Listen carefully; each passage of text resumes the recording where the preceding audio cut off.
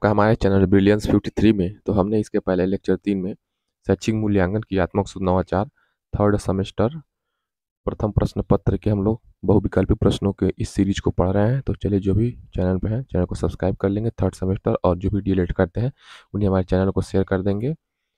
मैंने फर्स्ट और second semester का पूरा सब्जेक्ट मैंने प्रीवियस ईयर और नोट्स के साथ पढ़ा दिया। वहाँ से जाकर आप लोग टेलीग्राम चेक कर सकते हैं और पढ़ सकते हैं। चलिए शुरू करते हैं। प्रश्न नंबर 74। प्रीवियस लेक्चर लिंक इस वीडियो के डिस्क्रिप्शन बॉक्स में, वहां से जाकर के आप लोग चेकआउट कर सकते हैं। प्रश्न नंबर 74, शैक्षिक क्षेत्र में क्रियात्मक अनुसंधान का प्रयोग किया था। ठीक है, शिक्षा के क्षेत्र में जो एक्सटर्नल रिसर्च होते हैं, चाहे शिक्षक हो, शिक्षार्थियों या विद्यालय के कुछ भी या पढ़ना चाह रहे हो, उनके क्या क्रियात्मक अनुसंधान यानी नए नए खोज और प्रयोग शिक्षा के क्षेत्र में कौन से सबसे पहले प्रयोग किए थे? स्टीफन एम कोरे ने, स्किनर ने, रायबर्न ने, वुडरो ने। देखिए आपके सामने उत्तर दिया है ऑप्शन अ, स्टीफन एम कोरे ने क्या किया था? शैक्षिक क्षेत्र में क्रियात्मक अनुसंधान का प्रयोग किया था। प्रश्न नंबर 75, कार्य क्षेत्र से संबंधित समस्या के कारणों को, ठीक है, आपका विद्यालय में जो कार्य क्षेत्र है उसमें क्या समस्या है, उस समस्या के कारणों को जानने व समस्या हेतु किया जाने वाला शोध कहलाता है। ठीक है, मौलिक शोध कहलाता है, क्रियात्मक शोध कहलाता है, ऐतिहासिक शोध कहलाता है, वैज्ञानिक शोध कहलाता है। तो क्या हो जाएगा? पेपर का नाम ही है आपका, तो उत्तर वैसे ही पता चल जाएगा। शैक्षिक मूल्यांकन क्रियात्मक शोध, तो क्या हो जाएगा? क्रियात्मक शोध ऑप्शन में दिया है, ऑप्शन नंबर बहुत सही हो जाएगा, क्रियात्मक शोध। यानी कि जो आपके विद्यालय में कोई कार्य क्षेत्र है उसमें क्या समस्या के कारण को आपको जानना है और उसका निवारण और उस समस्या का करने के लिए समस्या हेतु जो जानने व समस्या को समझने हेतु किया जाने वाला शोध क्या कहलाता है? क्रियात्मक शोध कहलाता है। नेक्स्ट प्रश्न देखिए, प्रश्न नंबर 76। प्रश्न नंबर 76 क्या है? शैक्षिक उद्देश्यों के अनुसार, ठीक है, जो ब्लूम का शैक्षिक उद्देश्य है, तो शैक्षिक उद्देश्यों के अनुसार प्रश्नों के पक्ष होते हैं। तो शैक्षिक उद्देश्यों के अनुसार प्रश्नों के पक्ष कितने होते हैं? प्रश्न नंबर 76 बताइए। 76 क्या हो जाएगा? ऑप्शन नंबर 4 हो जाएगा, 2 4। तो शैक्षिक उद्देश्यों के अनुसार प्रश्नों के पक्ष कितने होते हैं? 4 पक्ष होते हैं। प्रश्न नंबर 77 देखिए, छात्रों के प्रारंभिक ज्ञान का मूल्यांकन किया जाता है आकलित मूल्यांकन में, रचनात्मक मूल्यांकन में, मौखिक मूल्यांकन में, दक्षता मूल्यांकन में। तो जो रचनात्मक मूल्यांकन होता है, बीच बीच में बच्चों से प्रश्न पूछ करके क्या किया जाता है? उनसे रचनात्मक मूल्यांकन किया जाता है। ठीक है, सत्र के बीच बीच में रचनात्मक मूल्यांकन होता है। तो देखिए, छात्रों के प्रारंभिक ज्ञान का मूल्यांकन किसमें होता है? तो 77 का ऑप्शन नंबर क्या जाएगा? मौखिक मूल्यांकन में। तो छात्रों के प्रारंभिक ज्ञान का मूल्यांकन कब किया जाता है? किसमें? तो मौखिक मूल्यांकन में। ये बच्चे कोई मान लीजिए एलकेजी में एडमिशन लेने गया, तो वो बच्चा एलकेजी में पढ़ सकता है कि नहीं? क्या करते हैं, अध्यापक से कुछ प्रश्न करते हैं, सवाल जवाब करते हैं, बच्चा बताता है तो उसका एडमिशन हो जाता है। तो मतलब उसका प्रारंभिक ज्ञान को टेस्ट किया जाता है तभी ना मौखिक मूल्यांकन में। तो वही हो जाएगा, छात्रों के प्रारंभिक ज्ञान का मूल्यांकन किया जाता है। प्रश्न नंबर 78, मूल्यांकन एक निरंतर चलने वाली प्रक्रिया है, यह कथन है कोठारी आयोग का, यूजीसी का, ठीक है, यूनिवर्सिटी ग्रांट कमीशन का, एनसीईआरटी का, मुदालियर कमीशन का। मुदालियर कमीशन तो माध्यमिक शिक्षा आयोग वाला है, और मूल्यांकन एक निरंतर चलने वाली प्रक्रिया है। किसने ये कहा है? यानी कि मूल्यांकन क्या होती है? हमेशा चलती है, जन्म से लेकर के मृत्यु तक। ठीक है, तो बच्चे को मूल्यांकन कब से कब से है? जब बच्चा एजुकेशन में जाना स्टार्ट करता है तभी से उसका मूल्यांकन होना स्टार्ट हो जाता है। जैसे प्रारंभिक मूल्यांकन आपका इसके पहले प्रश्न में था, मौखिक मूल्यांकन में करते हैं, उसके बाद आपका निरंतर मूल्यांकन होता रहता है। तो 78 का उत्तर क्या जाएगा? एनसीईआरटी का ये कोटेशन है, मूल्यांकन एक निरंतर चलने वाली प्रक्रिया है, एनसीईआरटी ने ये कहा है। एनसीईआरटी के बारे में आप लोग जानते होंगे, आशा करते हैं। प्रश्न नंबर 79। 79 क्या है? निम्नलिखित में से किसका संबंध मूल्यांकन के संज्ञानात्मक पक्ष से होता है? संज्ञान मतलब ज्ञान, चिंतन, बोध, ये सब जो आपके माइंड में रहता है। तो मूल्यांकन के संज्ञानात्मक पक्ष से मूल्यों का, आदतों का, समझ का, आदर्शों का। देखिए ये मूल्यों का क्या हो जाएगा, ये तो भावात्मक पक्ष से हो जाएगा, आदत भी क्या हो जाएगा, भावात्मक पक्ष हो जाएगा। लेकिन माइंड से रिलेशन क्या है, तो माइंड से रिलेशन आपका समझ है, अंडरस्टैंडिंग। ठीक है, जैसे ब्लूम का जो संज्ञानात्मक विकास का सिद्धांत है, ब्लूम का पहले क्या आता है, बच्चे को कोई ज्ञान देंगे या कोई भी नियम रहेगा तो समझाएंगे, यानी कि नॉलेज देंगे, उसके बाद उसको समझाएंगे, बोध करेंगे, अंडरस्टैंडिंग करेंगे, उसके बाद क्या करेंगे, उसका उस नॉलेज को पढ़ने से क्या फ़ायदा लाभ है वो एप्लीकेशन अनुप्रयोग में बताएंगे। उसके बाद क्या करेंगे, उसका सिंथेसिस करेंगे, यानी कि सॉरी एनालिसिस करेंगे, उसका विश्लेषण करेंगे, उसके बाद क्या करेंगे, संश्लेषण करेंगे, उसके बाद क्या करेंगे, उसका लास्ट में इवैल्यूएशन करेंगे। तो यही मूल्यांकन का क्या है, ज्ञान संज्ञानात्मक पक्ष है, मतलब दिमाग से रिलेटेड है बच्चों के। प्रश्न नंबर 80, उपचारात्मक शिक्षण। ठीक है, रेमेडियल टीचिंग में प्रमुख रूप से चयन किया जाता है शिक्षण नीतियों एवं युक्तियों का, पाठ्यक्रम का, मूल्यांकन प्रणाली का, मूल्यांकन उपकरणों का। तो उपचारात्मक शिक्षण में प्रमुख रूप से चयन किसका किया जाता है, तो 80 का क्या हो जाएगा, शिक्षण नीतियों एवं युक्तियों का। तो उपचारात्मक शिक्षण में प्रमुख रूप से क्या होता है, जो शिक्षण की नीतियां हैं एवं युक्तियां हैं, उसका चयन किया जाता है। प्रश्न नंबर 81, प्रार्थना स्थल की गतिविधियों के मुख्य नवाचार, ड्रम, संगीत, एवं व दोनों, इनमें से कोई नहीं। तो प्रार्थना स्थल में बच्चों के लिए क्या गतिविधियां कर सकते हैं, क्या नए नए प्रार्थना स्थल पे आप लोग प्रयोग कर सकते हैं और सुधार ला सकते हैं। तो 81 का उत्तर हो जाएगा क्या, ड्रम। ड्रम बजा के बच्चों को प्रेयर करवा सकते हैं और संगीत के माध्यम से प्रेयर करवा सकते हैं। तो क्या जाएगा, और वह दोनों हो जाएगा। प्रश्न नंबर 82, रेड क्रॉस सोसाइटी का उद्देश्य नहीं है सेवा करना, स्वास्थ्य में वृद्धि, मातृत्व का विकास, परीक्षाओं को तैयार करना। तो रेड क्रॉस सोसाइटी का उद्देश्य क्या नहीं है, 82। तो रेड क्रॉस क्या है, एक एनजीओ है जो लोगों का, बच्चों का सेवा करती है, स्वास्थ्य में वृद्धि के लिए नए नए सम्मेलन करता है, मातृत्व का विकास, लेकिन परीक्षाओं को तैयार करना ये क्या है, ये सरकारी विभाग का काम है, परीक्षाओं को तैयार करना, रेड क्रॉस सोसाइटी का नहीं है। परीक्षाएं तो सरकारी एजेंसी करवाती है ना। प्रश्न नंबर 83, मापन का सामान्य सिद्धांत संबंधित है। ठीक है, मेजरमेंट, मापन का सामान्य सिद्धांत किससे संबंधित है, गणित से, विज्ञान से, सामाजिक विज्ञान से, अर्थशास्त्र से। तो नाम से देखिए, मापन क्या मापते हैं, 10 किलो, 5 किलो, 2 किलो।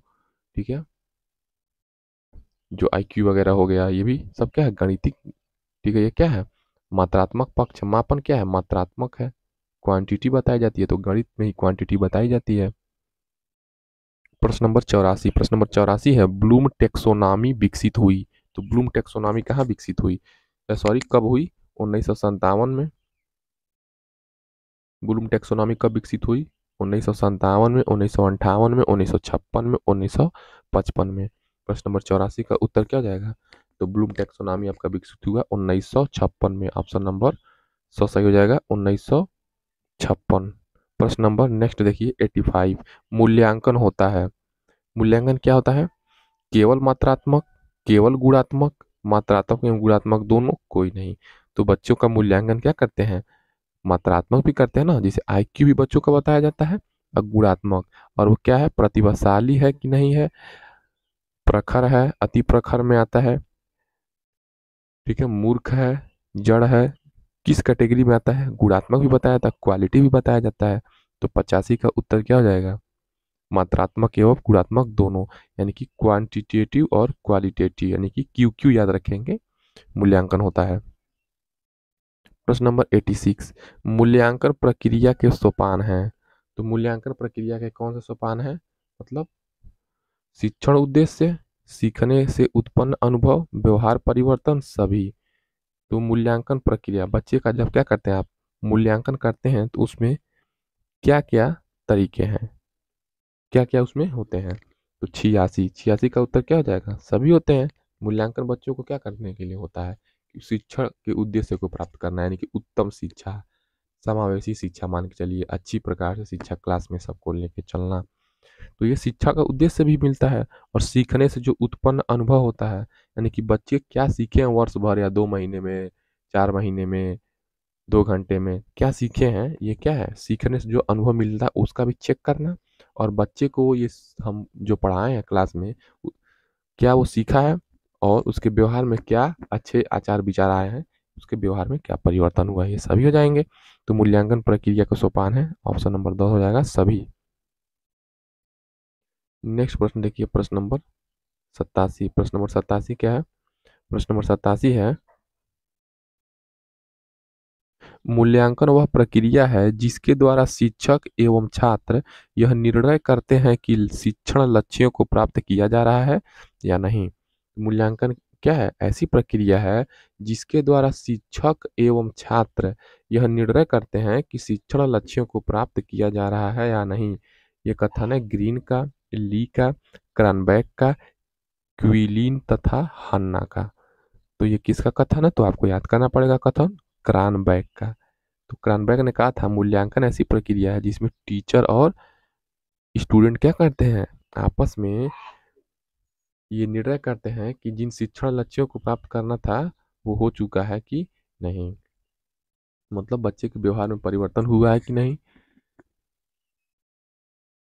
हमने बच्चों को ये टारगेट दिया था कि ये बच्चों को हम पढ़ा लिख करके इतना ये चैप्टर तैयार करवा देंगे और उसका हमको कुछ फीडबैक मिलेगा।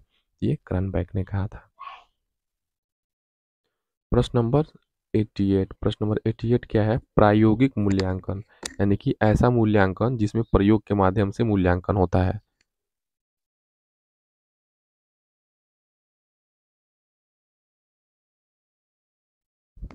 विज्ञान, भूगोल व कृषि में, हिंदी तथा संस्कृत में, इतिहास तथा नागरिक शास्त्र में, दर्शन शास्त्र में। तो कहाँ पे एक्सपेरिमेंट करते हैं आप? एक्सपेरिमेंट करके बाद में रिजल्ट निकालते हैं या मूल्यांकन करते हैं? 88 का उत्तर क्या हो जाएगा? तो विज्ञान, भूगोल व कृषि में। ठीक है, ऑप्शन नंबर और सही हो जाएगा विज्ञान, भूगोल व कृषि में। प्रश्न नंबर 89 देखिए, शिक्षण अधिगम प्रक्रिया में नवाचार है। तो सीखने सिखाने की प्रक्रिया में नवाचार क्या है? नित्य नवीन परिवर्तन है। तो अभिक्रमित अनुदेशन, ठीक है, अभिक्रमित अनुदेशन मतलब बच्चों को गाइडेंस करना।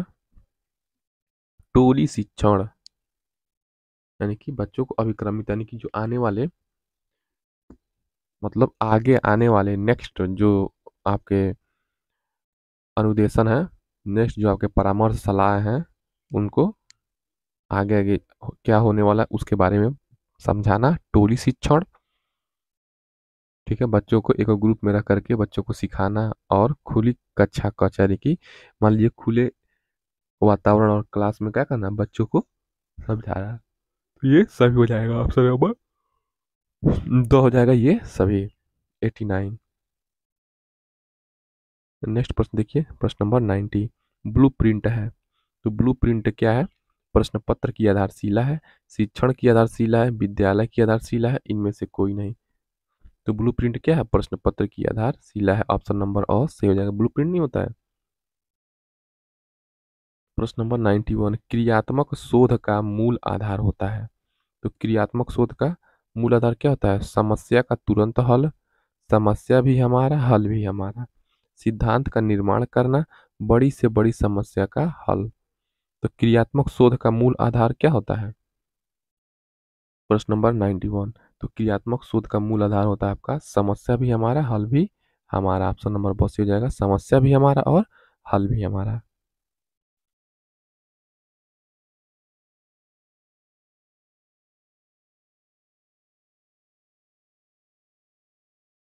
प्रश्न नंबर 92, बचाव निदान का उच्चतम स्तर है, यह कथन है टीपी नन का, क्रैनबैक का, मरे का, रास का। तो 92 का उत्तर बताएंगे। तो 92 का उत्तर क्या हो जाएगा? देखिए, सीरीज में दिया है टीपी नन, तो आप लोग टीपी नन नहीं, जिससे इसका उत्तर होगा रास का। तो रास लगा देंगे, रास का। प्रश्न नंबर 93, निम्नलिखित में से किसका संबंध मूल्यांकन के भावात्मक पक्ष से होता है? ठीक है, इमोशनल पक्ष से होता है। सूचनाओं का ये तो ज्ञानात्मक पक्ष है। तथ्यों के व्यवहारिक प्रयोग का ये भी ज्ञानात्मक पक्ष है। तथ्यों के विश्लेषण का ये भी क्या है? ज्ञानात्मक पक्ष है। लेकिन रुचियां, इंटरेस्ट क्या है? भावनात्मक होती हैं। तो 93 का उत्तर क्या हो जाएगा? रुचियों का। तो निम्नलिखित में से किसका संबंध मूल्यांकन के भावात्मक पक्ष से होता है? तो रुचियों का। इंटरेस्ट, आप क्या करते हैं यार, मन नहीं कर रहा पढ़ने का, या बच्चों का इंटरेस्ट नहीं है, तो ये क्या है? कहीं न कहीं उनके भाव हैं ऐसे।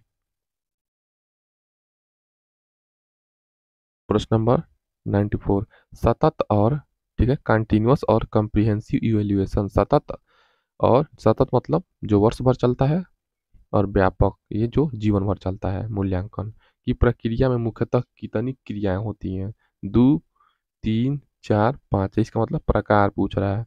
सतत और व्यापक मूल्यांकन कितने प्रकार के होते हैं? 94 का उत्तर हो जाएगा 5 प्रकार के हो जाए। देखिए कथन आ गया, तो कथन तो याद करना पड़ेगा, इसमें आपको कोई ट्रिक नहीं होता है। यह किसका कथन है? क्रियात्मक शोध। ठीक है, क्रियात्मक शोध मतलब जो हमारा समस्या है, उस समस्या को पहचानना हमारा काम ही है, और उस समस्या का समाधान भी निकालना हमारा काम है। क्या है? क्रियात्मक। समस्या भी हमारी है और समस्या का समाधान भी हमारा है। तो ये हमारा क्या है? हमारे क्रिएटिविटी है, हमारे दिमाग का रचनात्मक चीज है ये क्रियात्मक शोध हो जाएंगे। तो क्रियात्मक शोध का तात्पर्य उस प्रक्रिया से है जिसके द्वारा अभ्यासकर्ता अपने निर्णय, क्या करता है? जो अभ्यास करता है अपने निर्णय एवं क्रियाओं का मार्गदर्शन। तो निर्णय एवं क्रियाओं का मार्गदर्शन, संशोधन तथा मूल्यांकन करने के लिए अपनी समस्याओं का वैज्ञानिक ढंग से अध्ययन करता है। गुड का, फ्राबेल का, महात्मा गांधी का, कोरे का।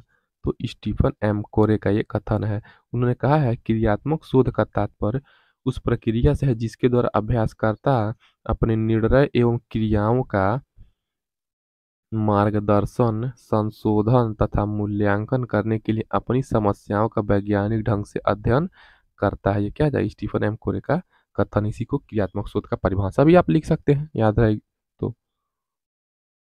नेक्स्ट प्रश्न देखिए, प्रश्न नंबर 96। प्रश्न नंबर 96 क्या है? मापन होता है गुणात्मक, मात्रात्मक, तुलनात्मक, सभी। तो मापन क्या होता है? प्रश्न नंबर 96। तो 96 क्या है? मापन, मेजरमेंट। मेजरमेंट क्या करते हैं? गणित में ही मापते हैं, गणितीय आकलन करते हैं। तो मापन क्या होता है? मात्रात्मक होता है। ऑप्शन नंबर ब। जैसे बच्चे को क्या दिया हमने? ग्रेड दिया, परसेंटेज दिया, तो ये क्या है? बच्चे का मापन कर रहे हैं ना। परसेंटेज, ग्रेड या सीजीपीए वगैरह, मार्क्स, ये क्या हो जाएगा? ये मापन हो जाएगा। प्रश्न नंबर 97, व्यक्तित्व के सभी पक्षों का मूल्यांकन किया जाता है। तो व्यक्तित्व आपने पर्सनालिटी चैप्टर सेकंड सेमेस्टर में भी पढ़ा है, तो उसका आइडिया आपको होगा।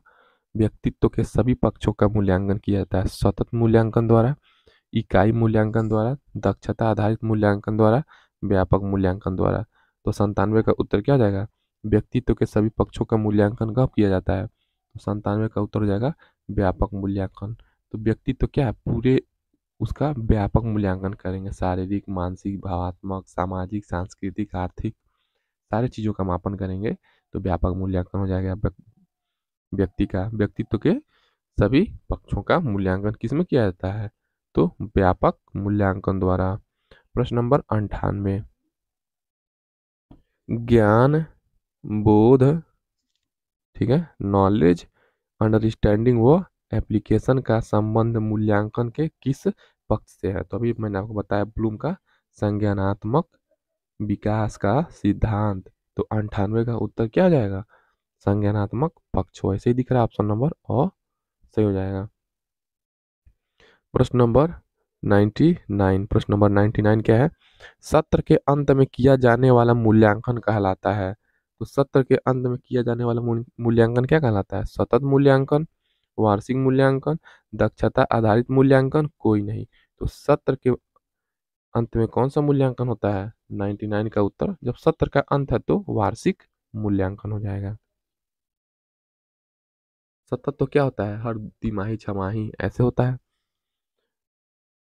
प्रश्न नंबर 100, उत्तम परीक्षण की विशेषता नहीं है। तो उत्तम परीक्षण की विशेषता नहीं है यानी कि हाई परफॉर्मेंस टेस्ट इसको कह सकते हैं, मतलब अच्छा परफॉर्म दे ऐसा कौन सा टेस्ट नहीं हो सकता, यानी कि उत्तम परीक्षण की विशेषता नहीं है। तो उत्तम टेस्ट क्या होता है, वो वैध होता है यानी कि वैलिड होता है, किसी भी रूल रेगुलेशन पर उस पर लागू होते हैं जिसके लिए वो बनाए गए हैं, विश्वसनीय होता है, ट्रस्टेबल होता है, ट्रस्टवर्दी होता है, वस्तुनिष्ठा वस्तुनिष्ठता उसकी कुछ ऑब्जेक्टिव्स होते हैं, उसके कुछ उद्देश्य होते हैं, उसकी वस्तुनिष्ठता होती है, ठीक, लेकिन कठोर नहीं होता है।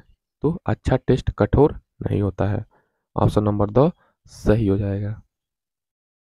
तो चलिए हम लोग प्रश्न नंबर 101 से नेक्स्ट वीडियो से पढ़ेंगे। चैनल को सब्सक्राइब कर दीजिए, टेलीग्राम से जुड़ जाइए, चैनल को शेयर कर दीजिए, जो भी डिलीट करते हैं। मिलते हैं नेक्स्ट वीडियो में।